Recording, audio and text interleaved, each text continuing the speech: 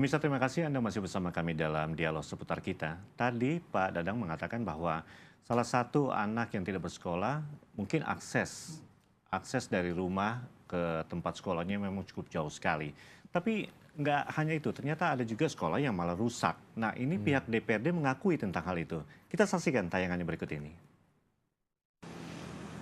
Masih adanya sekolah ambruk yang menimpa beberapa sekolah di wilayah kota dan kabupaten di wilayah Provinsi Banten memang kini harus menjadi perhatian pemerintah setempat, terutama para wakil rakyat sebagai penyambung lidah. Beberapa waktu lalu, Ketua DPRD Banten Asep Rahmatullah mengatakan bahwa ambruknya sekolah di beberapa wilayah di Banten memang harus diawasi dan diprioritaskan, termasuk dicari penyebab kerusakannya. Tentu hal ini pun menjadi tugas berat.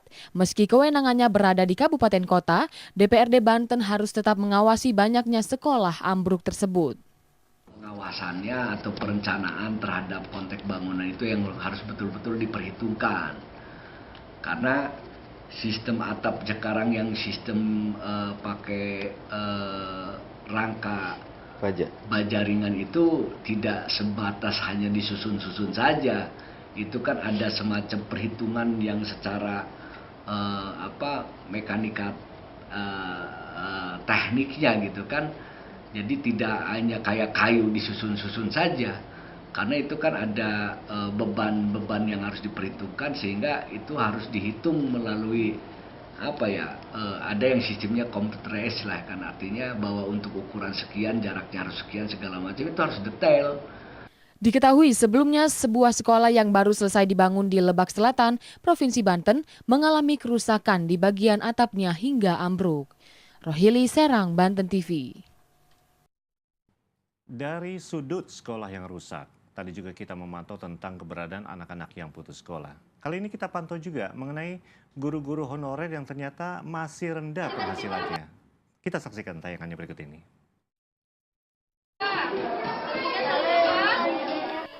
Ratusan tenaga guru honorer setingkat PAUD TKRA di Provinsi Banten hingga kini masih memimpikan penghasilan mereka di atas rata-rata.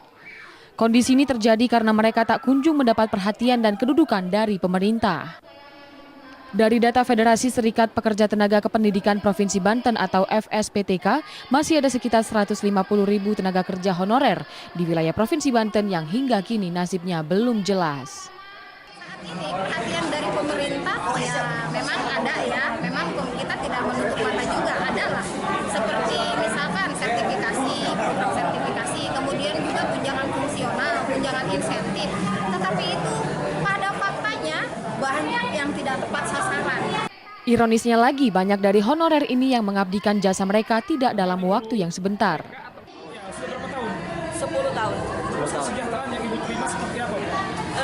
Untuk sementara ini kita belum ada ya Pak, paling ada sesekali insentif dari kabupaten ya, dari Dinas Pendidikan. Itu pun tidak rutin, sesuai kuota di Kabupaten kita. Berapa jumlahnya? Tahun kemarin 700.000 Per tahun? per tahun. Para guru honorer ini berharap pemerintah yang terkait segera merubah nasib mereka sehingga mereka tidak merasa dianaktirikan. TB Agus Jamaludin, Pandeglang, Banten TV melaporkan. Sudah merdekakah pendidikan kita? Itu topik yang kami hadirkan masih melalui dialog seputar kita untuk kesempatan kali ini. Pak Dadang, Pak Alfa, tadi tayangan-tayangan yang kita lihat Pak, ini ada sekolah yang rusak, ya kan, kemudian juga ini tentang ribuan honorer gitu Pak ya. Betul. Tadi juga sempat pada saat tayangan ini berlangsung Pak Alfa sempat menanyakan ini bagaimana tentang sertifikasi dari guru-guru itu sendiri. Ini kriterianya seperti apa memang sudah disertifikasi atau masih diulur-ulur seperti itu Pak, bagaimana? Ya kalau undang-undang guru dan dosen kan mengharuskan bahwa seseorang bisa mengajar itu dia harus punya sertifikasi. Tapi masih banyak yang belum kan Ya Pak? belum, masih banyak yang belum. Tapi kita targetkan 2016 ini ada tambahan sekitar 204.000 guru yang kita akan sertifikasi. Makanya anggaran sertifikasi ini kita naik, sekarang itu menjadi sekitar 73 triliun untuk tunjangan. Yang 2016 ini Pak ya? 2016 dari Masuk ya kategori itu ya? naik 3 triliun dari 70 triliun pada 2015 maka kita naik menjadi 73 triliun. Ya tentu kan begini, salah satu piranti untuk menaikkan kualitas pendidikan nasional itu kan faktor guru itu yang paling sangat menentukan, karena apapun kurikulumnya kan akan tergantung pada the man behind the ganja kan. That's right. Yeah, Nah, betul. guru-guru itu. Nah, problema guru-guru itu diantaranya adalah persoalan kelayakan dia mengajar. Karena kalau di pedesaan kadang-kadang karena guru jarang orang yang berprofesi sebagai guru, dia tidak layak ngajar misalkan SMA atau misalkan pendidikannya non keguruan, tapi karena memang kurang guru, ya akhirnya dia ngajar. Iya, mau nggak mau gitu Nah, ya. ini kan belum berkelayakan, makanya kemudian harus ada penyesuaian pendidikan dan lain sebagainya, baru kemudian kita bisa sertifikasi. Nah, sertifikasi ini kan untuk mendorong kesejahteraan. Jadi dia punya kompetensi, kemudian guru itu kan selalu bersentuhan dengan persoalan masalah kesejahteraan. Guru honor dapat kita bayangkan, masih banyak yang honornya itu 300.000, bahkan ada yang 150.000. Dapat kita bayangkan, di dalam kehidupan sekarang, seseorang guru honor harus hidup dengan uang 300.000 rupiah. Dapat kita bayangkan. Dia tidak akan mungkin konsentrasi, tidak akan mungkin bisa memberikan yang terbaik pada siswa. Ini kan masalah-masalah yang harus kita selesaikan. Sementara ini, guru juga masih kurang kan begitu. Seperti yang saya lihat misalkan di Banten itu Lebak itu kurang sekitar 4.000 guru kan itu. Kurang 4.000. Kurang 4.000. Dapat dibayangkan berarti ada di dalam satu SD kadang-kadang hanya ada satu kepala sekolah, satu guru. Satu guru ya. Nah, ini kan dapat dibayangkan dia kan harus jungkir balik itu ngajar kalau dia harus pegang 6 kelas bolak-balik sana sini. Ya, ini kembali ke dinas pendidikan itu sendiri untuk daerahnya ya Pak ya. Nah, makanya kan anggaran dari pusat itu ke daerah dalam bentuk transfer daerah itu besar, 275 triliun. Termasuk untuk sertifikasi, dana alokasi umum, dana alokasi khusus, dana alokasi khusus. Hari ini itu adalah sekitar untuk 2016 ya sekitar 10,5 triliun kita siapkan untuk DAK. Tadi untuk menjawab misalkan ruang kelas yang tidak memadai, makanya ada rehab kelas, ada ruang kelas baru kan gitu. Ada bahkan untuk daerah terpencil ada unit sekolah baru kita siapkan begitu. Nah, tinggal faktor komunikasi kan, komunikasi. Kadang-kadang kan pemerintah juga punya keterbatasan.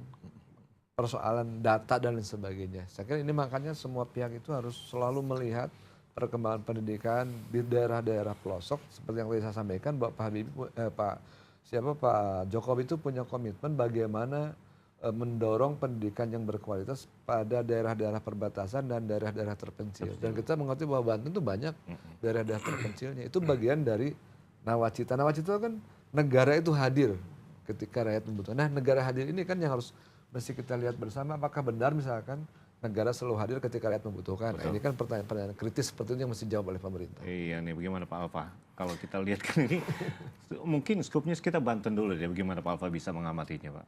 Ya, saya kira masalah guru itu sangat krusial ya, karena betul itu bahwa apapun, sebagus apapun kurikulum, secanggih apapun konsep sebuah kurikulum ya, kalau gurunya tidak memadai, ya, tidak berkualitas, ya itu tidak akan terjadi proses belajar mengajar yang diharapkan. Sebaliknya walaupun kurikulumnya tidak canggih, tapi kalau gurunya canggih, itu proses belajar mengajar akan tetap berjalan. Ya, itu salah satu filosofinya ya. Yang kedua masalah guru honorer kalau Pak James tadi katakan ya, ini memang dilematis ya. Pada saat yang sama kita membutuhkan, seperti di Lebak kita butuh sekitar 4.000 guru ya untuk mencari guru yang betul-betul memenuhi standar kualifikasi untuk bisa disertifikasi, apalagi masih jauh Pak. Ya, karena itulah dibutuhkan adanya tenaga honorer. Namun pada saat yang sama tenaga honorer ini juga jadi dilema ya. Karena banyak, bukan hanya di Banten, ada kecenderungan sekolah-sekolah yang sudah ada guru-guru PNS-nya, lalu ada guru-guru honorernya. Yang lebih banyak bekerja dan mengajar itu adalah guru-guru honorer. Ya, itu mengerikan ya. Itu masalah lagi. Itu seperti jadi mereka seperti kerja rodi gitu ya. Mereka udah digaji hanya 300.000 per bulan. Ya, PNS yang guru PNS-nya dapat full, dapat sertifikasi, tapi yang lebih banyak mengajar itu guru-guru honorer. Karena itu jangan kaget kalau banyak guru honorer yang jauh lebih pintar daripada guru-guru terasa setiap hari tiap hari mengajar. Baik, Pak Alfa dan Pak Dadang rupanya sudah ada penelpon, kita akan tampung dulu. Halo seputar kita. Halo. Iya, dengan Pak siapa di mana Pak? Saya Pak Eko dari Banten. Baik, Pak Eko, apa yang mau disampaikan? Silakan Pak. Ada Pak Dadang dan juga ada Pak Alfa. Silakan Pak.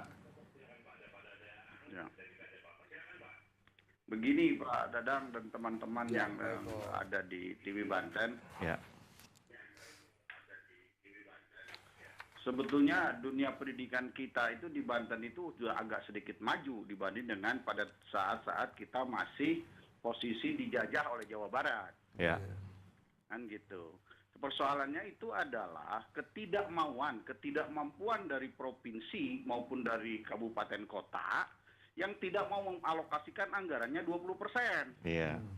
Kalau seandainya anggaran itu dialokasikan 20%, saya kira semuanya Cukup. benar itu.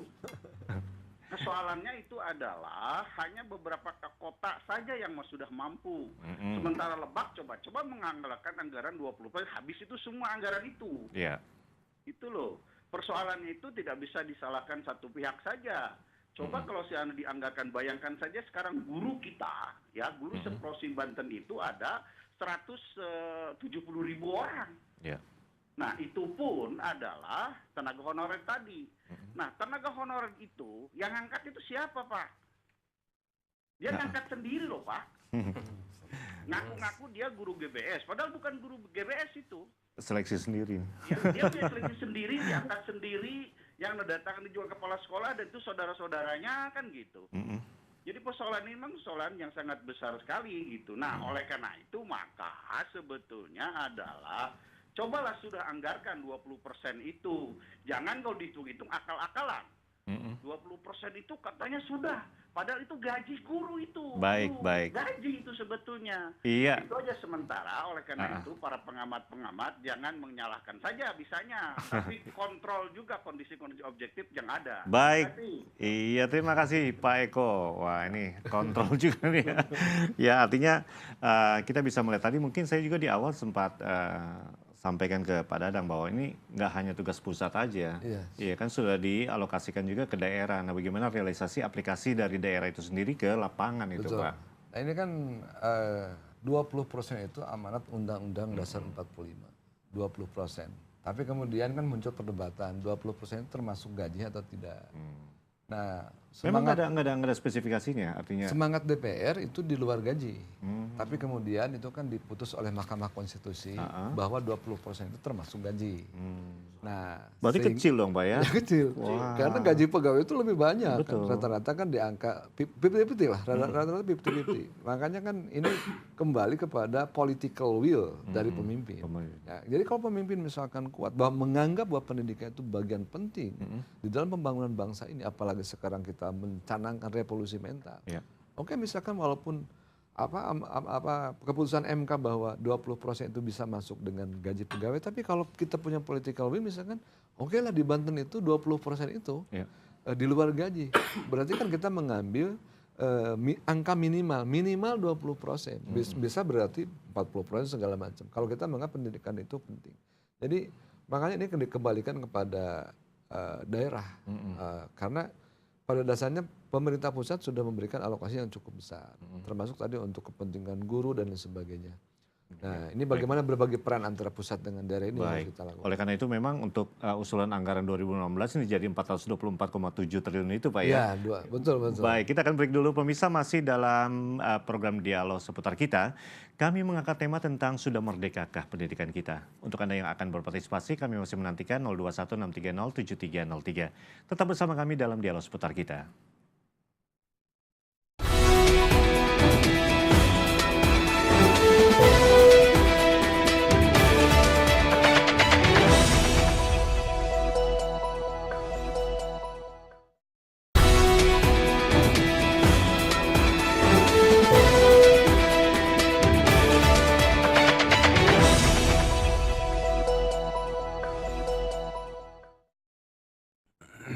Pemirsa, terima kasih Anda masih bersama kami dalam dialog seputar kita. Tema yang kami hadirkan tentang sudah merdekakah pendidikan kita. Kami juga masih memberikan kesempatan untuk Anda yang akan berpartisipasi, silakan 0216307303. 0216307303. Dari pemaparan yang ada, Pak Alfa, nih tadi disampaikan Pak Dadang nih. Artinya kan ini kepentingan dari pusat itu sendiri. Kemudian ini anggarannya nggak main-main loh. Ini naik 424,7 ini kan nggak main-main lah. Artinya diharapkan melalui pemerintah saat ini dengan anggaran yang dinaikkan ini bisa memenuhi permintaan-permintaan ataupun kekurangan kelemahan itu. Pak Alfa bisa melihat itu, bisa menutupi atau karena tadi kan dibilang nih honorer kecil banget ini dapatnya gitu kan. Bagaimana? Ya, saya kira seperti Pak Dadang juga sampaikan, saya kira itu tergantung dari pemerintah daerah ya, dan itu tergantung dari kreativitas mereka, ya, inovasi mereka dalam mencari terobosan-terobosan. Ya, salah satunya adalah role sharing dengan masyarakat, role sharing dengan masyarakat, dengan CSR perusahaan-perusahaan setempat, ya. Bagaimanapun ya, Pak James, gaji ya itu sesuatu yang primer, dan itu sudah hitung-hitungannya sudah jelas, itu banyak tersedot ke sana, banyak tersedot ke gaji, dan itu jumlahnya juga cukup besar, ya. Nah, karena itu perlu ada role sharing dari masyarakat setempat, saya kira untuk itu. Iya, tapi saya tertarik dengan tadi Anda menyinggung tentang adanya pemerintah daerah itu sendiri dong. Nah, sebagai kontrolernya ini kan nggak jauh dari DPRD dong. Dan mereka kan secara kasat mata melihat bagaimana kekurangan kelemahan dari sekolah, anak-anak yang putus sekolah, tenaga honorernya, seperti itu dong Pak Alfa ya. Sebelum saya kira dijawab, itu peran, mungkin sudah ada penelpon. Halo seputar kita. Ya, seputar kita, selamat malam. Selamat malam, dengan Ibu siapa di mana Bu? Dengan Ibu Indah di Curug, Pak. Baik, silakan Pak. Silakan Bu, apa yang mau disampaikan? Begini Pak, saya pengelola PAUD. PAUD ya. Nah, saya punya guru 4. Itu semuanya PGSD. Ya. Padahal menurut peraturannya harus S1 PAUD. Betul. Nah, jadi kebetulan untuk yang lulusan PGSD ini mereka katanya untuk honor sudah tidak ada. Ya. Menurut keterangan saya awam aja nih Pak bicaranya, karena saya kalau yang lain-lain nggak ngerti ya. Terus jalan keluarnya seperti apa? Sementara kita butuh pengajar S1 PAUD. Cuma yang kebanyakan ngelamar PGSD. Ya. Nah, sekarang begini soal gaji misalnya. Gaji memang ini Pak, nggak manusiawi kita bisa kasih. Jadi yang kita sangat berharap nih, bantuan dari pemerintah soal insentif guru PAUD, guru honorer PAUD. Selama ini kita berusaha, tapi terpentok dengan NIPTK atau NUPTK dulu Pak. Setiap mau pengajuan, kita belum ada NUPTK. Setiap mau pengajuan, jadi yang dapat cuma itu aja yang sudah punya NUPTK. Iya. Baik. Kira-kira mungkin ada jalan keluar solusinya Pak. Terima kasih Ibu. Ini pendidikan anak usia dini di PAUD ini sekarang memang lagi ngetrend. Benar. Bahkan tadi sore kita berdiskusi itu.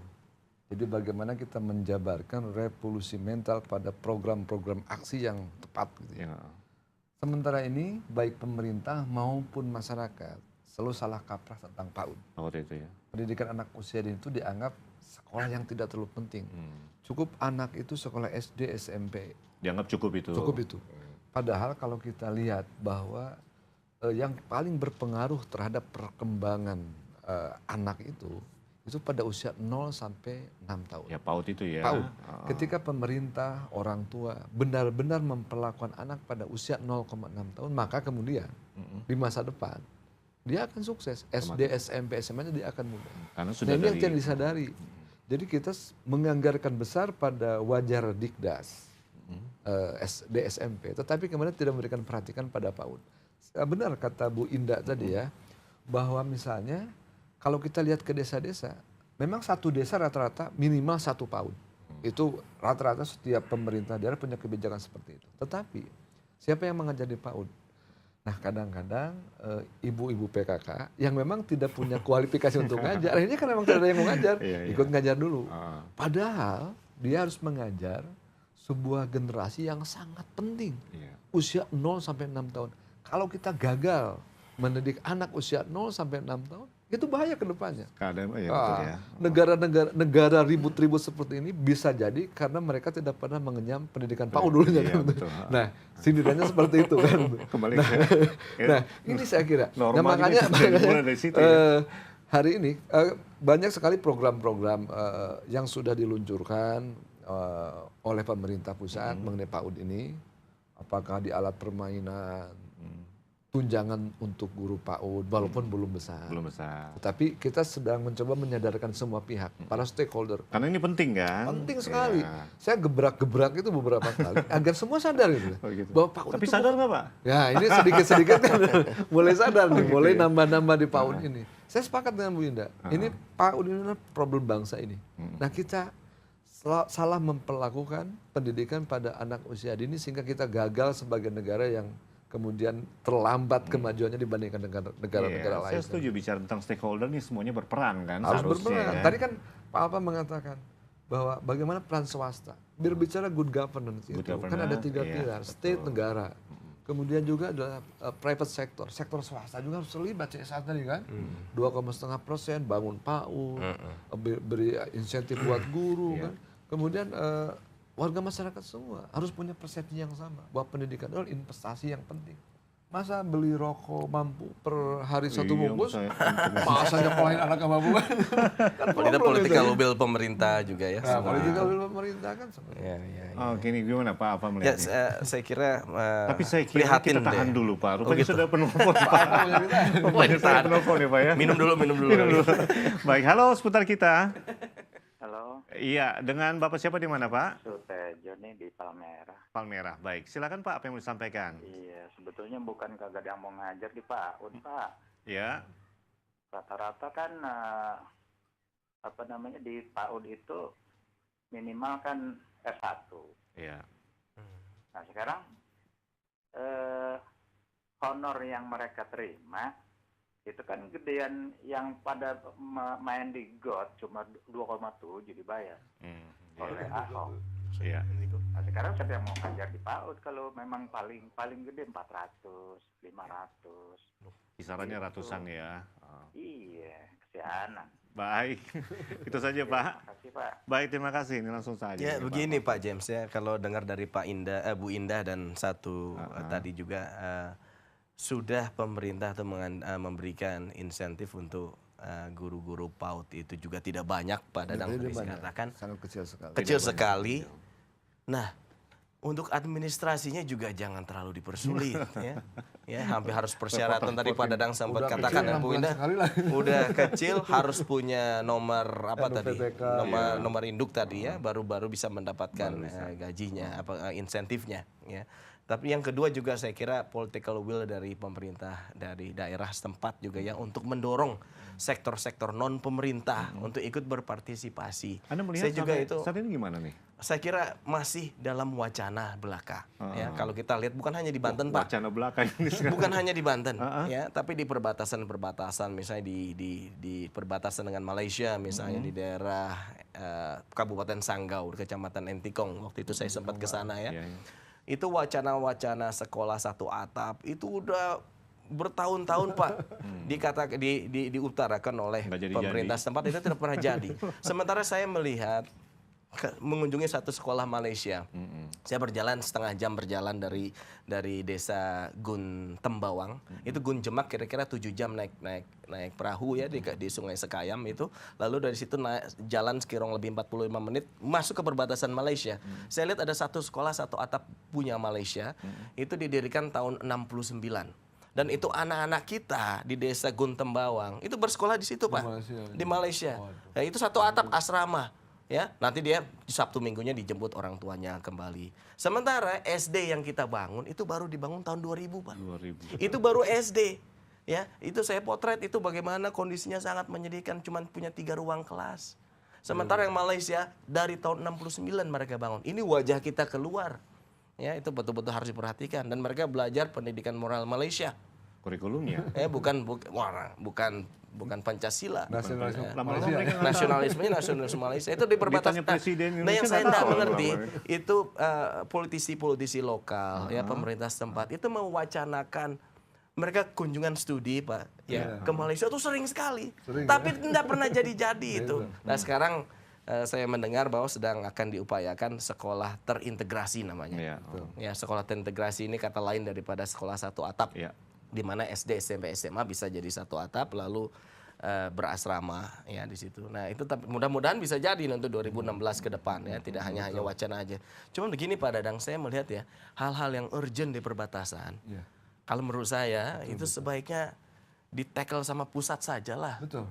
Jangan diberikan ke daerah kalau menurut saya gitu. Karena itu selama ini jadi wacana politik saja, tidak terrealisasi. Ini apa DPR-nya intervensi tentang hal ini nggak Pak? Ini kan malu dong kita. Kenapa Malaysia kawan-kawan di Komisi 1 ya itu melihatnya dari aspek masalah ketahanan nasional ya. Mereka juga sudah melakukan tinjauan-tinjauan seperti itu. Hanya tinjauan? Komisi 10. Nah itu bagaimana dari tinjauan ini kita rumuskan menjadi sebuah kebijakan. Tetapi pada dasarnya di dalam program yang tadi saya sampaikan di Nawacita itu kan salah satunya adalah bagaimana kita mempercepat proses pembangunan termasuk pembangunan sumber daya manusia di daerah-daerah perbatasan. Karena ini berbahaya, karena ini menyangkut keutuhan NKRI.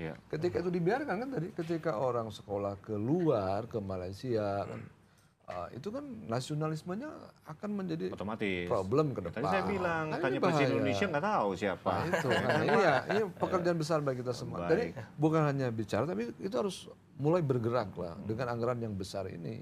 Kalau tidak kita akan semakin tertinggal. Saya tertarik mulai bergerak ini, tapi kita break dulu. Pemirsa, masih dalam dialog seputar kita berbicara tentang sudah merdekakah pendidikan kita, dan kami juga masih memberikan kesempatan. Silakan. Masih ada kesempatan, Anda bisa hubungi 0216307303, 0216307303. Tetap bersama kami dalam dialog seputar kita.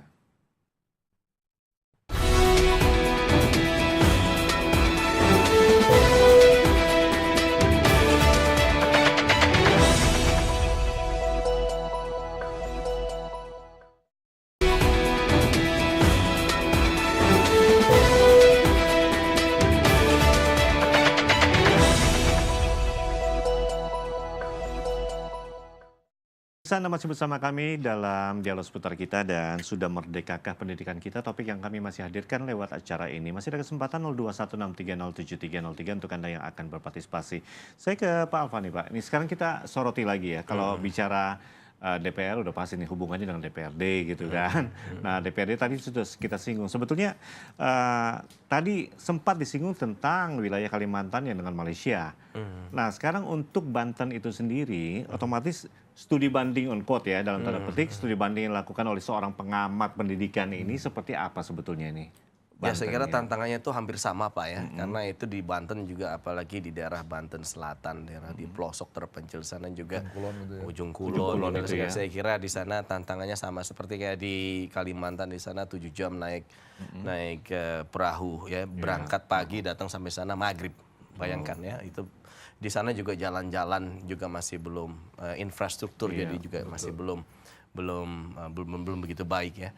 Jadi saya kira kalau mau membandingkan seperti itu kita tidak bisa berharap banyak atau tidak hanya bisa berharap penuh dari pemerintah, tapi juga kita harus juga ikut berharap dari masyarakat. Dan saya kira komponen-komponen masyarakat di Banten ya, saya kira yang punya semangat idealisme cukup tinggi gitu ya untuk bisa memajukan masyarakat pendidikan di sana juga cukup tinggi saya kira Pak. Ya untuk LSM yang betul ya, yang LSM yang baik gitu ya, banyak juga di sana. Juga misalnya salah satu untuk mendorong budaya baca kita misalnya ada Rumah Dunia ya di Banten di Serang ya, itu luar biasa perannya tuh Pak ya, bermitra betul dengan pemerintah untuk mendorong literasi anak-anak di Banten ya, khususnya mereka-mereka yang ada di pelosok itu diundang datang untuk ada kegiatan selalu ya di sana. Nah, itu salah satu bentuk ya, dan itu harus didorong, didukung oleh pemerintah dan juga seperti Pak Dadang tadi katakan juga oleh sektor swasta. Swasta. Dan saya kira ini permasalahan yang tidak habis-habis Pak James ya.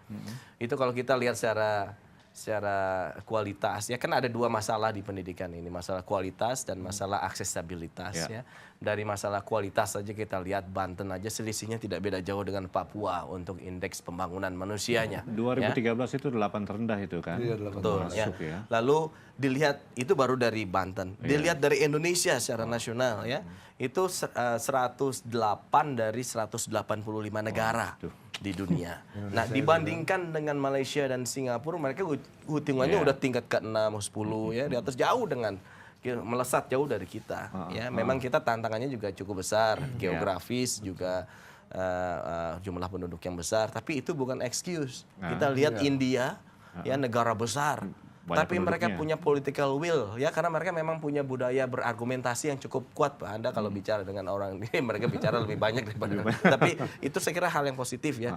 Mereka punya kepedulian terhadap pendidikan itu luar biasa ya. Buku, kertas disubsidi oleh pemerintah. Jadi buku-buku kedokteran yang mahal di Indonesia di sana bisa murah. Pertama disubsidi oleh pemerintah. Kedua mereka merangkul penerbit-penerbit asing untuk bisa menerbitkan bukunya di sana. Nah, ini harus ada inovasi-inovasi seperti ini ya. Anak-anak itu dapat subsidi untuk naik kendaraan umum. Walaupun kendaraan umumnya tidak sebagus dengan yang ada di negara barat, tapi anak-anak tetap diprioritaskan ya, untuk bisa naik kendaraan umum, termasuk anak-anak berkebutuhan khusus. Ya, di India juga diperhatikan. Ya, di bisnya itu ada tempatnya khusus ya, walaupun tidak representatif seperti di negara barat, tapi perhatian daripada pemerintah untuk anak-anak untuk mendapatkan akses dan memenuhi haknya untuk mendapatkan pendidikan itu luar biasa. Sekali lagi political will dari pemerintah dan mungkin dari DPR juga betul-betul harus menggebrak. Itu saya mau bilang tadi. Menggebrak pemerintah. Kita break dulu. Sudah ada penelpon. Halo seputar kita. Halo.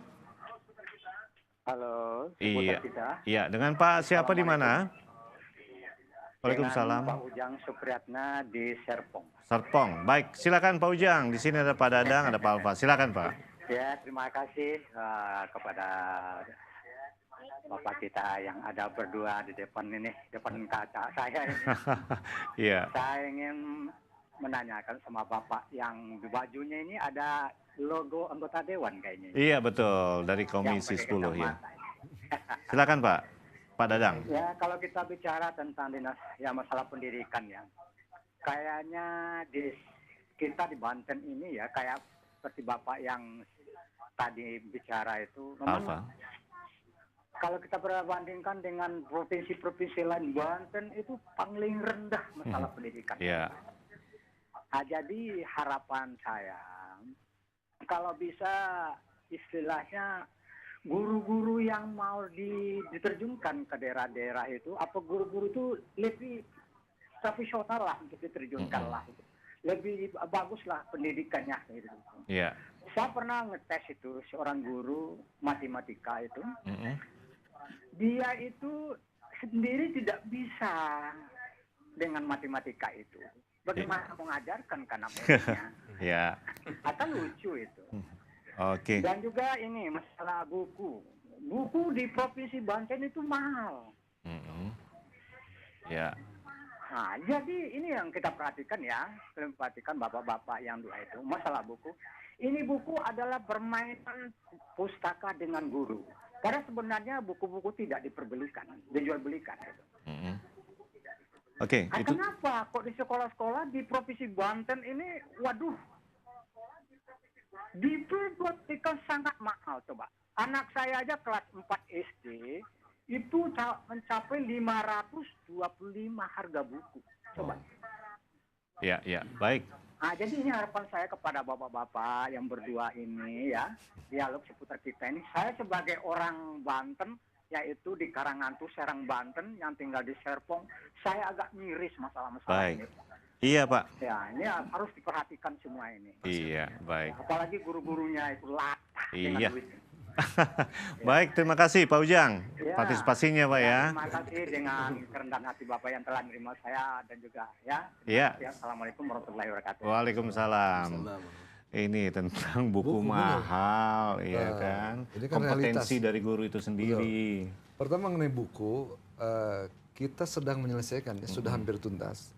Undang-undang tentang perbukuan. Tadi benar apa yang disampaikan oleh Pak Alfa, bagaimana keterlibatan pemerintah dalam menjaga misalkan suplai kertas, subsidi kertas juga untuk bahan pembuatan buku ya, sehingga buku itu terjangkau, buku itu murah. Itu satu. Undang-undang ini sedang kita selesaikan. Walaupun ini sebetulnya terlambat, Indonesia baru mau sekarang punya undang-undang tentang perbukuan. Bagaimana kita melindungi kepentingan masyarakat untuk bisa mengakses buku ya, yang pertama. Kemudian juga Kemendikbud sekarang sudah meluncing e-book ya. Jadi tinggal kita mengakses, bisa mendownload buku-buku yang diterbitkan di Kemendikbud Tapi tentu ada problem bagi daerah-daerah yang memang tidak akses internet lagi, nggak bisa masuk iya kan gitu. Betul. Nah oleh karena itu maka dengan undang-undang perbukuan itu bisa terjawab. Kemudian masalah kualitas guru, memang banyak hal yang terjadi seperti itu ya. Jadi guru yang sebetulnya dia bukan spesifikasi untuk ngajar matematik, tapi karena tidak ada lagi guru yang bisa ngajar matematik, ya dia terpaksa. Hampir banyak di daerah seperti itu. Oke Pak, sekarang gini saya tanya, kalau misalnya ini beberapa hal yang sudah kita ketahui ini kelemahan-kelemahannya. Dari pihak DPR pusat nih keras nggak sih Pak sebetulnya itu untuk intervensi ini gitu Pak? Kita evaluasi terus dan kemudian kan setiap tahun kita hitung kebutuhan guru itu berapa. Sehingga prodi yang kita dorong, misalkan ketika perguruan ketika Kemendikbud mau memberikan izin pendirian itu kita dorong itu adalah pendidikan keguruan karena kita masih kurang di itu kan. Keguruan itu ya kompetensinya. Jadi masih banyak guru-guru yang tidak punya kualifikasi untuk mengajar. Nah makanya kita dorong itu. Sehingga kita itu terus kita awasi. Tapi tentu kan untuk memproduksi seorang guru itu kita butuh waktu 5 tahun gitu ya. Iya. Karena kan proses pendidikan 5 tahun. Ya. Nah sekarang Pak Alfa nih kalau lihat nih ya action dari pemerintah, action dari DPR sendiri, action dari DPRD dan pemerintah daerah. Bapak melihat ada satu action yang memang boleh dikatakan, oh ini cukup maju lah gitu Pak. Atau masih stuck seperti itu Pak? Saya kira kalau kita bicara masalah action ya, saya kira itu kalau seluruh Indonesia termasuk juga di daerah Banten ya, itu punya action yang sama lah ya. Cuman mungkin hasilnya ada impact apa tidak gitu ya. Gitu. Berarti setengah-setengah dong Pak. Ya karena memang tantangannya yang dihadapi juga memang cukup berat ya. Seperti di daerah Banten Selatan akses ke sana juga cukup berat. Ketersediaan guru-guru juga sangat terbatas. Karena itu seperti Pak Dadang sempat katakan tadi bahwa mereka yang tidak punya kompetensi terpaksa untuk mengajar. Sesudah mengajar mereka jadi guru honorer. Tapi guru honorer juga bermasalah. Ya mereka digaji sangat rendah dan bekerja lebih banyak daripada guru-guru PNS yang terlena. Ya terlena karena ada guru honorer. Ya karena itulah saya kira Pak James ya peran daripada DPRD saya kira cukup penting untuk mengawasi itu. Juga masyarakat setempat ya melalui seperti Rumah Dunia ya dan beberapa komponen masyarakat lainnya saya kira itu juga cukup penting ya untuk bisa menyuarakan itu. Yang Anda maksud tadi terlena itu PNS dengan DPRD juga terlena Pak? Saya kan nanya nih, ya kan wajar dong Pak ya? Iya kan dalam hal ini. Sekarang itu sebenarnya mengenai guru itu kementerian sekarang kan memberikan insentif lebih kepada guru-guru yang siap ditempatkan di daerah terpencil, daerah-daerah pesisian segala macam. Termasuk untuk wilayah Banten kan banyak daerah-daerah terpencil ya. Karena begini, sering saya temukan misalkan ketika orang ditempatkan di Banten, 6 bulan dia pengen balik lagi ke Bandung, yang ke daerah-daerah asalnya. Nah itu sehingga Banten itu selalu kekurangan guru kan. Nah ini masalah insentif Pak Dadang ya. Itu yang saya lihat ya. Itu insentif untuk guru-guru di daerah terpencil. Jadi mereka kan dapat gaji pokok. Lalu kalau mereka sertifikasi dapat sertifikasi dan dapat 1 kali gaji lagi gaji tunjangan daerah terpencil. Tapi ini tidak berdasarkan jumlah guru, terkadang lebih berdasarkan kuota. Jadi misalnya satu sekolah ada 5 orang guru, ya tahun ini cuma dapat jatahnya 2. Nah 2 ini dibagi 5 Pak. Bagi lagi. Gitu kan. Nah, jadi itu masalah. Jadi tidak tepat sasaran, tidak sesuai dengan ini karena berdasarkan kuota dan sekali lagi itu memang keterbatasan dana dan saya harapkan kalau memang ada peningkatan untuk 2016 ke atas mudah-mudahan itu bisa terjawab Pak. Jadi bukan hanya berdasarkan kuota tapi betul-betul berdasarkan jumlah guru. Ya supaya mereka tetap mau ngajar di sana, tidak mau kembali lagi ke daerah asalnya. Kalau saya sih menginginkan 3 kali gaji loh, lumayan kan itu. Gaji pokok, sertifikasi, dan tunjangan untuk daerah terpencil. 3 kali bayangkan. Yang kita mau sekarang anggaran 2015 mudah-mudahan bisa terrealisasi langsung Pak. Itu daya serapnya harus tinggi kan. Otomatis selama ini kan daya serapnya masih rendah. Serapnya itu. Baik Pak Dadang dan juga Pak Alfa nggak terasa nih waktu kita sudah habis ya. Sayang sekali. Sebenarnya masih banyak yang harus kita bahas tentang hal ini. Tapi artinya kita mengharapkan berbagai hal yang kita bicarakan ini generasi penerus Pak. Ya kita care, kita peduli negara kita ini ke depannya seperti apa. Baik, Pak Dadang terima kasih. Pak Alfa terima kasih. Sama-sama, terima kasih. Ya. Pemirsa hingga di sini kami hadir melalui dialog seputar kita. Tentu yang kami harapkan berbagai hal yang kami bicarakan ini pun dapat bermanfaat bagi kita semua. Terima kasih dan kita akan jumpa lagi masih dalam dialog seputar kita. Sampai jumpa.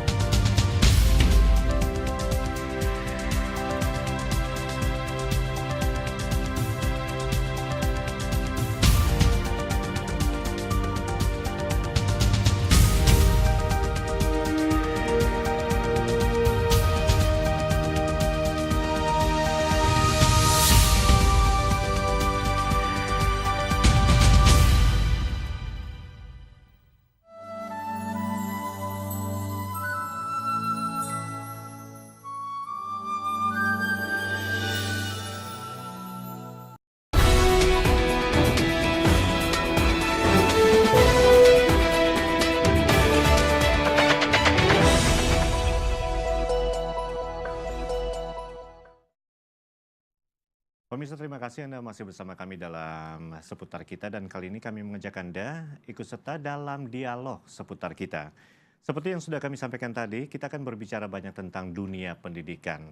Berbicara tentang dunia pendidikan ini merupakan salah satu hal yang penting dalam kehidupan, karena kita mau generasi kita ini akan bertumbuh dengan baik. Mereka juga bisa mendapatkan pendidikan yang baik juga untuk masa depan kita. Nah, pemirsa, kita akan berbicara tentang hal ini. Namun sebelumnya kami akan mengajak Anda untuk menyimak tayangan berikut ini tentang anak putus sekolah yang ternyata mencapai sekitar 20.000 jiwa di kawasan Pandeglang saja. Kita saksikan tayangan berikut ini.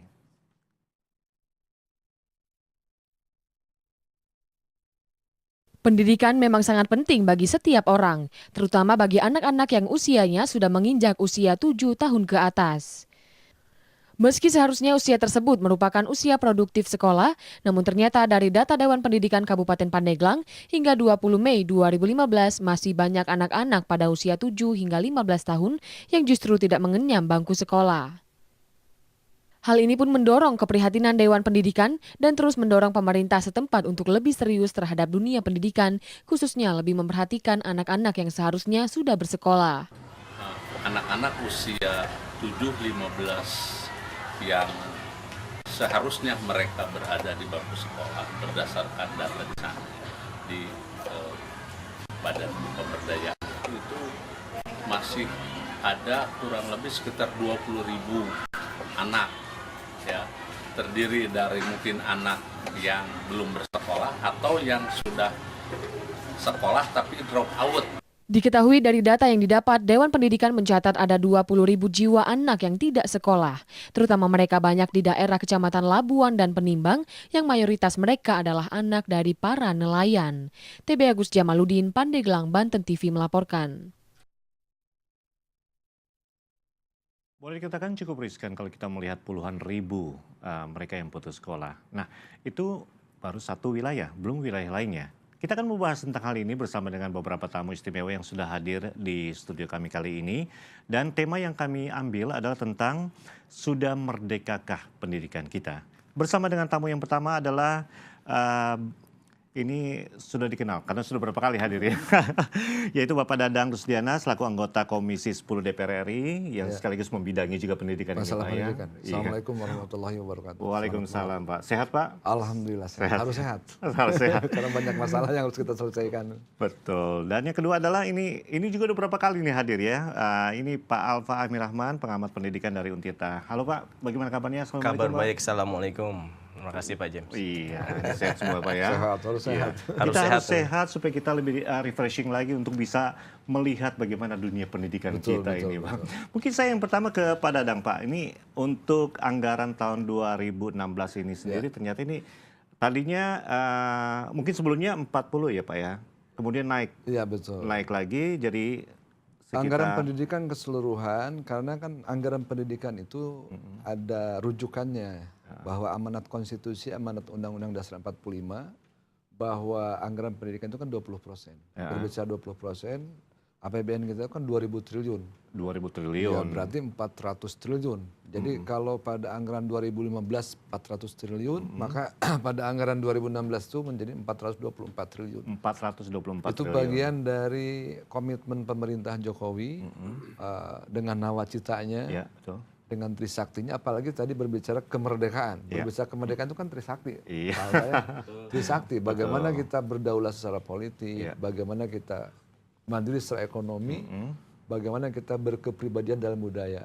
Nah, dalam budaya, termasuk masalah pendidikan, ketika banyak anak yang drop out, itu berarti sebetulnya hakikatnya kita belum merdeka. Makanya ini pemerintahan Jokowi misalnya, dengan DPR, sepakat Pak, bagaimana kita menaikkan anggaran pendidikan.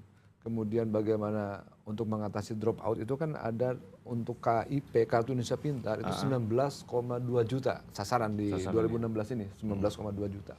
Termasuk bagaimana kita mengatasi yang drop out, karena dalam angka 19,2 juta siswa itu ada diperuntukkan bagi siswa-siswa anak usia sekolah yang tidak bersekolah, yang drop out itu kan. Itu kan menjadi bagian penting yang harus kita perhatikan. Iya. Nah, pertanyaan saya 424,7 triliun itu udah cukup atau belum, Pak? Ya kalau berbicara cukup, makanya kan di negara ini kan berlaku yang kita kenal dengan role sharing gitu ya, berbagi peran antara 3 pilar itu.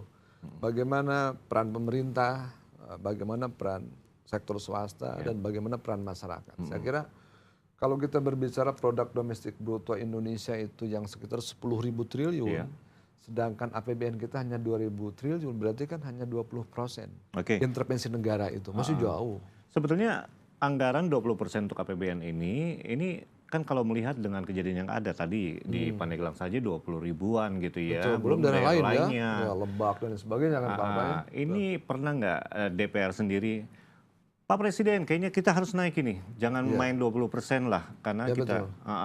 Ya makanya angka 20% itu minimal ya, karena kita melihat begini, bahwa keterbelakangan pendidikan di sebuah daerah itu bukan semata-mata misalnya karena kurangnya dana bos. Walaupun dana bos sekarang itu kita naikkan dari 30 triliun menjadi 40 triliunan. Bukan semata-mata karena orang tuanya tidak mampu menyekolahkan. Bisa jadi karena faktor lain. Misalnya sekolah, tidak ada sekolah di sana. Atau ada sekolah tapi jauh misalnya. Itu kalau berbicara sekolah jauh berarti berbicara aksesibilitas. Bagaimana tugas pemerintah membangun infrastruktur transportasi misalnya. Dan berbicara infrastruktur transportasi, di situ ada peran juga, ada jalan negara itu APBN. Kalau jalan provinsi. Kalau jalan kabupaten itu kabupaten. Nah, ini kan ada berbagai peran seperti itu. Makanya melihat dari semua sisi. Makanya kenapa misalnya pemerintah Jokowi, walaupun banyak menuai kritik, misalnya mengalihkan subsidi BBM, sehingga kita melakukan penarikan subsidi pada premium misalnya untuk dialihkan kepada sektor yang produktif, termasuk membangun jalan. Kita tahu bahwa di Banten ini kan persoalan infrastruktur menjadi cukup masalah besar Pak Alpa ya. Masih PR. Dari banyak daerah-daerah yang belum terjangkau oleh jalan-jalan yang bagus. Itu juga kan menjadi berpengaruh terhadap rata-rata lama sekolah. Yang kalau kita lihat kan Indonesia itu baru 8, sekian tahun, berarti belum tamat SMP. Belum tamat, rata-rata gitu ya. Penduduk bayangkan dengan rata-rata lama sekolah seperti itu, di Desember 2015 kita harus sudah memasuki masyarakat ekonomi ASEAN. Iya betul. Kita masih bersaing dengan negara-negara yang lain. Otomatis. Ini kan sebuah tantangan yang luar biasa kan. Betul Pak. Ya belum lagi tenaga pengajar yang kita nggak tahu tiba-tiba dari Malaysia. Tenaga pengajar, dari Bangkok datang. Nah ini nanti Pak Alpa ini sebagai dosen akan bersaing juga dengan dosen-dosen dari Malaysia dan sebagainya Pak. Karena kalau Pak Alpa udah siap. Baik Pak Alpa nih, ini riskan ya. Artinya tapi kita harus mencermati dan juga harus cari solusinya dong, nggak mungkin gitu ya. Bagaimana Pak Alpa dari pengamatan dalam pendidikan ini? Pak James, saya kira ya apa yang dilakukan oleh pemerintahan Jokowi melalui Kartu Indonesia Pintar ya, ini suatu terobosan yang luar biasa. Solusi ya. Salah satu terobosan yang saya kira luar biasa. Karena selama ini anggaran pendidikan tempo hari sebesar 20% itu banyak yang akan terserap ke gaji. Ya. Nah sekarang ini dengan adanya Kartu Indonesia Pintar ya, saya kira itu suatu terobosan. Kenapa itu suatu terobosan? Karena itu akan menyentuh bukan hanya anak-anak miskin yang sedang sekolah, tapi anak-anak miskin yang tidak bersekolah. Dulu kan ada bantuan siswa miskin, BSM, ya, dan itu untuk anak-anak yang di sekolah saja. Tapi ini sekarang udah mencakup anak-anak yang di luar sekolah. Ya. Cuman memang perjalanannya untuk ke depan ini masih sangat panjang, ya, karena tantangan di lapangan itu juga sangat luar biasa, ya. Anak-anak yang tidak mampu untuk melanjutkan sekolah aja ada kurang lebih sekitar 2,5 juta itu yang tidak mampu untuk melanjutkan sekolah ya. 600.000 di tingkat SD ya, sisanya 1,9 itu di tingkat sekolah menengah ya. Dan saya kira itu semakin dewasa itu tantangan untuk dan godaan untuk tidak bersekolah itu semakin tinggi. Ya, dan itu saya kira betul ya, dan itu saya kira ya Pak Dadang saya kira sangat memahami itu karena beliau kan sering kunjungan juga ke daerah-daerah. Kalau kita amati kan sekarang kita masuk ke daerah itu sendiri dong. Ini kan pemerintah daerahnya kan harus lebih action lagi dong dalam hal ini, iya kan? Ini APBN dikucurkan lewat APBD juga. Ini sebetulnya kemana sih? Ya saya kira memang sekarang ini kan kita baru memulai ini sebenarnya nih Pak, yang Kartu Indonesia Pintar ini. Jadi kalau mau ditanya mau kemana arahnya atau nanti hasilnya bagaimana, kita belum bisa lihat secara langsung ya. Tapi ini lebih baik sekarang daripada terlambat sama Sebelumnya. sekali ya. Daripada terlambat sama sekali. Oh, kita tahun sebelumnya takut juga nggak? 2045. Pak James, tahun 2045 itu kita generasi produktif, usia produktif kita ya di Indonesia itu lapisannya tuh terbesar di Asia Tenggara. Itu luar biasa kan. Bonus demografi. Itu kan? bonus demografi. Bonus demografinya seperti itu. Bayangkan, nah itu kita harus persiapkan dari sekarang dengan pendidikan. Ya, anak yang tidak sekolah kita tarik. Nah, tidak selamanya anak-anak yang tidak sekolah itu mau masuk ke sekolah. Betul. Ya, sebagian dari mereka inginnya bekerja, ingin punya keterampilan. Betul, Ya, karena skill. itu juga nanti kita bisa bekerja sama juga dengan dinas ketenagakerjaan untuk melalui balai latihan kerja yang bekerja sama dengan SMK juga. Nah, ada satu hal Pak James, sebagian anak-anak kita tuh gengsi untuk meneruskan ke SMK Pak. Sebagian itu sebagian besar tuh maunya ke SMA supaya nanti bisa melanjutkan ke universitas. Kalau ke SMK nanti kesannya mau langsung kerja. Padahal masuk ke SMK itu bisa punya nilai plus dan masih ada kesempatan untuk meneruskan studi ke universitas. Betul. Ya. Lalu Mereka ada nilai plus, bisa juga buka bengkel sambil mereka nanti kuliah dan lain sebagainya. Gitu. Nah ini nih yang harus dirubah juga mindset seperti ini nih, untuk bisa menjawab salah satu ya bukan solusi, salah satu terobosan menjawab tantangan generasi emas tahun 2045. Nah ini tugasnya apa sebetulnya supaya mereka mau ke situ, Pak? Pemerintah, masyarakat, ya media juga semua itu harus memberikan pemahaman Malahan kepada kan gini masyarakat. Pak Alfai, pemerintah Jokowi itu dalam program Nawacita kelima, kemudian kita jabarkan ke dalam program dan kegiatan. Sebetulnya salah satu program unggulannya itu bagaimana kita mengembangkan SMK. Betul. Selain wajib belajar 12 tahun, Ya. SMK ini. Karena apa ya, lulusan SMK kan terlampau banyak. Nah, dan kemudian juga kan SMK ini kita butuhkan ketika kita berada pada posisi persaingan dengan negara-negara lain. Betul. Daya saing itu kan dibutuhkan adalah skill keterampilan. Betul, Dan betul. SMK mengarahkan ke sana. Ya. Nah ini lapisan ini masih kurang. Ya. Jadi Kurang. berbicara bonus demografi dan sebagainya kan bakal Tapi saya berat setuju ketika tadi mungkin tidak ini disiapkan. sebetulnya nggak ada kata terlambat ya untuk bisa Tidak, mencapai tidak. tahap kejuruan ini ya. Kita harus SMK selalu ini ya. optimis lah. Betul. Baik, Baik, ke kita depan. akan break dulu nih. Nampaknya menarik ya Pak. Pemirsa masih dalam dialog seputar kita. Kami mengangkat tema tentang sudah merdekakah pendidikan kita. Nah, Anda bisa berpartisipasi dengan menghubungi 0216307303, 0216307303. Tetap bersama kami dalam dialog seputar kita.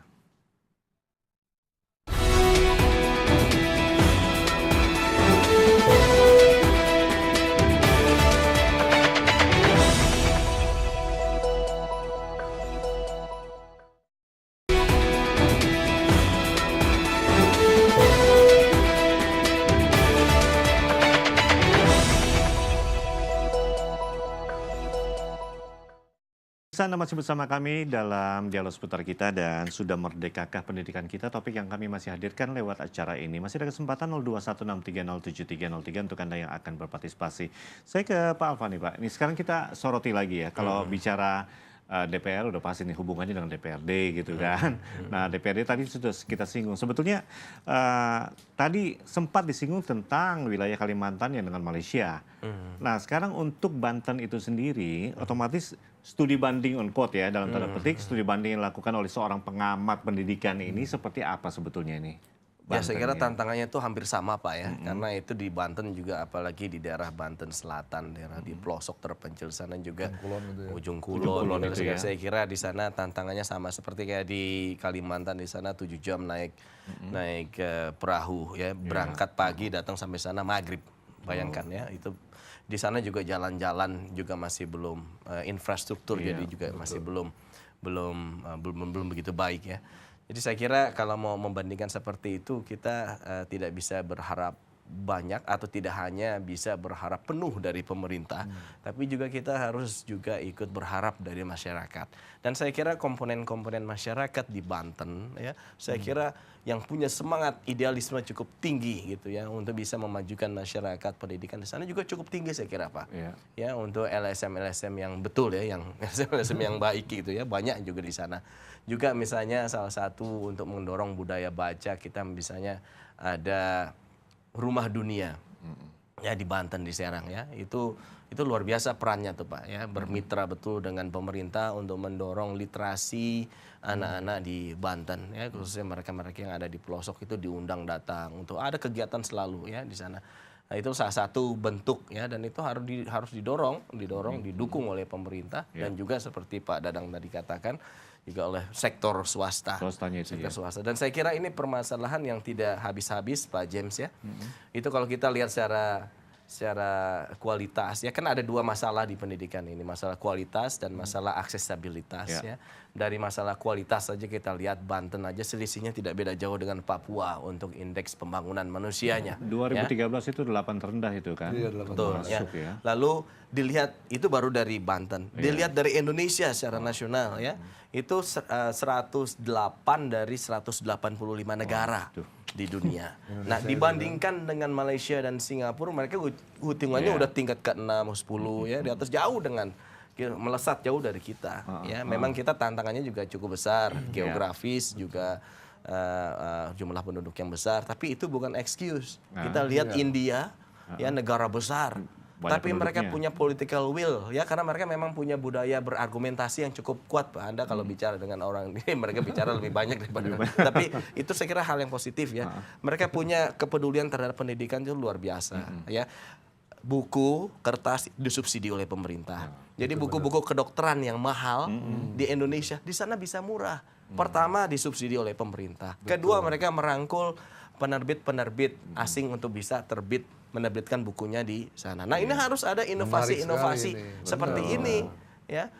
Anak-anak itu dapat subsidi untuk naik kendaraan umum. Walaupun kendaraan umumnya tidak sebagus dengan yang ada di negara barat, tapi anak-anak tetap diprioritaskan ya, untuk bisa naik kendaraan umum, termasuk anak-anak berkebutuhan khusus. Ya, di India juga diperhatikan. Ya, di bisnya itu ada tempatnya khusus ya, walaupun tidak representatif seperti di negara barat, tapi perhatian daripada pemerintah untuk anak-anak untuk mendapatkan akses dan memenuhi haknya untuk mendapatkan pendidikan itu luar biasa. Sekali lagi political will pada dari pemerintah dan mungkin dari DPR juga betul-betul harus menggebrak. Itu saya mau bilang tadi. Menggebrak pemerintah. Tapi kita break dulu. Sudah ada penelpon. Halo seputar kita.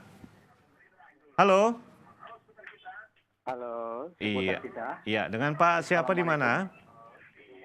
Waalaikumsalam. Dengan Pak Ujang Supriyatna di Serpong. Serpong. Baik, silakan Pak Ujang. Di sini ada Pak Dadang, ada Pak Alfa. Silakan Pak. Ya, terima kasih kepada Bapak kita yang ada berdua di depan kaca saya ini. Iya. Saya ingin menanyakan sama Bapak yang di bajunya ini ada logo anggota dewan kayaknya. Iya, betul. Dari Komisi 10 ya. Silakan Pak. Pak Dadang. Ya, kalau kita bicara tentang dinas ya masalah pendidikan ya, kayaknya kita di Banten ini ya, kayak seperti Bapak yang tadi bicara itu, memang kalau kita berbandingkan dengan provinsi-provinsi lain, Banten itu paling rendah masalah pendidikan. Yeah.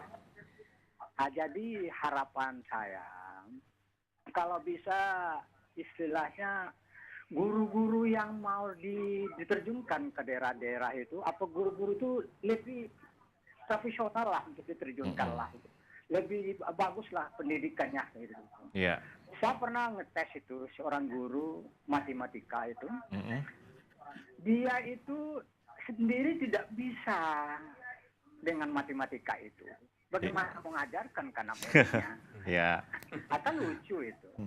Oke. Dan juga ini masalah buku. Buku di Provinsi Banten itu mahal. Ya.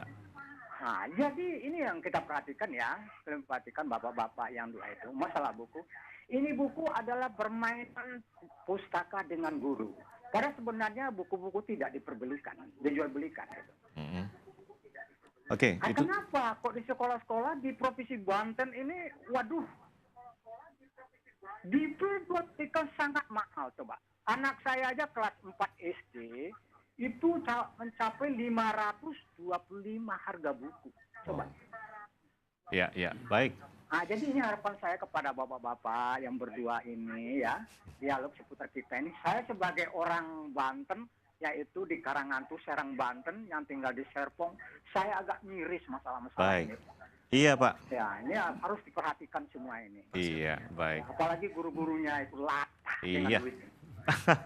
Baik, terima kasih Pak Ujang partisipasinya Pak ya. Terima kasih dengan kerendahan hati Bapak yang telah menerima saya dan juga ya. Iya. Assalamualaikum warahmatullahi wabarakatuh. Waalaikumsalam. ini tentang buku mahal, ya kan? Ini kan kompetensi realitas dari guru itu sendiri. Pertama mengenai buku, kita sedang menyelesaikan, ya, sudah hampir tuntas, undang-undang tentang perbukuan. Tadi benar apa yang disampaikan oleh Pak Alpa, bagaimana keterlibatan pemerintah dalam menjaga misalkan suplai kertas, subsidi kertas juga untuk bahan pembuatan buku, ya, sehingga buku itu terjangkau, buku itu murah. Itu satu. Undang-undang ini sedang kita selesaikan. Walaupun ini sebetulnya terlambat, Indonesia baru mau sekarang punya undang-undang tentang perbukuan. Bagaimana kita melindungi kepentingan masyarakat untuk bisa mengakses buku, ya, yang pertama. Kemudian juga Kemendikbud sekarang sudah meluncing e-book, ya.